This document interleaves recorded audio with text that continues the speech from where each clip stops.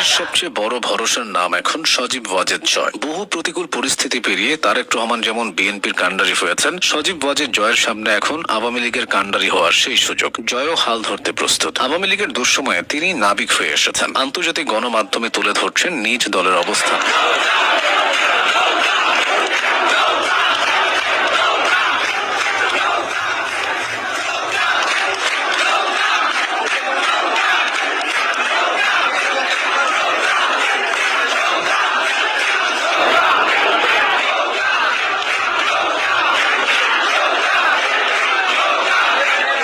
ভাষণ দেবেন শেখ হাসিনা, ক্যামেরার সামনে দেখতে চান দলীয় কর্মীরা। 2024-এর 5 আগস্ট থেকে দিল্লি রয়েছেন আওয়ামী লীগ সভানেত্রী শেখ হাসিনা। দেশ ছাড়ার কয়েক মাস পর থেকেই তিনি ভার্চুয়াল মাধ্যমে দেশবাসী এবং আওয়ামী লীগের নেতা কর্মীদের উদ্দেশ্যে ভাষণ দিচ্ছেন।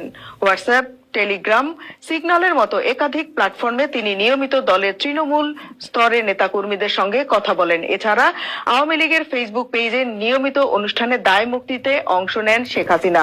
তবে কোথাও তিনি ক্যামেরার মুখোমুখি হন না। এছাড়া দিল্লিতে থাকলেও গত 1.5 বছরে তিনি কখনো ভারতের কোনো অনুষ্ঠানে ভার্চুয়ালি হাজির হননি। আগামী শুক্রবার দিল্লিতে আয়োজিত একটি অনুষ্ঠানে এই প্রথমবার শেখ হাসিনা ভার্চুয়ালি যুক্ত হয়ে ভাষণ দেবেন। অনুষ্ঠানের উদ্যোক্তা এবং আওয়ামী লীগের নেতাকর্মীরা চাইছেন নেত্রী এবার ক্যামেরার সামনে হাজির হন। নেতাকর্মীদের মনোবল চাঙ্গা করতে এটা জরুরি বলে তারা মনে করছেন। নির্বাচন বয়কট করবে জনগণ। ভোট আমার অধিকার কেড়ে নিয়েছে দখলদার।